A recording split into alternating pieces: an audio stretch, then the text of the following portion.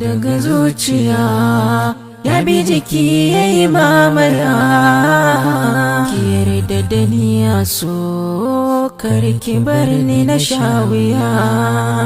So daga zuciya, so daga zuciya, so daga zuciya, so daga zuciya. Na baki so ki karba, zan so ki min maraba. So ni da zuciya ɗaya ba dan na yi miki takura ba. Gaskiya ka yi kyau. Allah na gode sosai. Ina son faɗa maka wani abu. Ina sauraron ki gimbiya. Ka san ko hanyar da ka biyo akwai haɗari a cikin ta? Kar ki bar ni na sha wuya. Ai mana, na san da haka. Kuma ni na san ba za ka yi nasara ba. Ai ta nasara da rashin nasara duk daga wajen Allah take. So daga zuciya.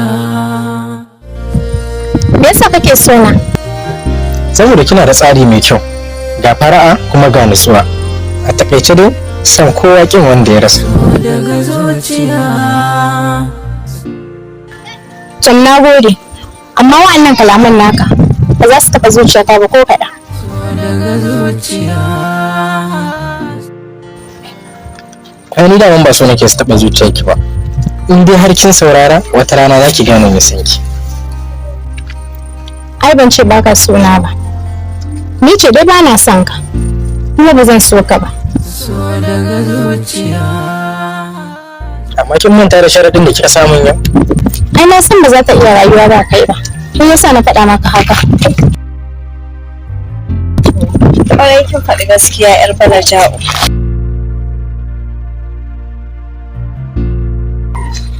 Wai ke kina ganin ke har wata mace ce? Shi so ba ruwansa da kyan jiki ko kuma muni. Shi so ba ruwansa da arziki ko talauci. Kuma ki sani so ba ruwansa da ana son ka ko ba a son ka. Abdul ka faɗi wannan sai kuma wata rana.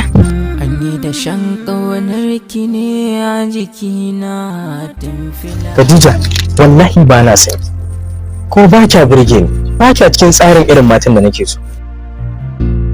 Abdul me kake so na yi maka? Ni ba wani abu da nake bukata a gare ki, ko da zan bukata nan gaba. Abdul wallahi har mutunci na zan baka har in dai saka so ni. Za ki jin gaya miki, ki yadda ki rasa komai a rayuwanki, amma kar ki sake ki yadda ki rasa mutuncinki a matsayin ki na ya mace. Fitar so tsallake ta wane dan adam. So daga zuciya, so daga zuciya, so daga zuciya, so daga zuciya.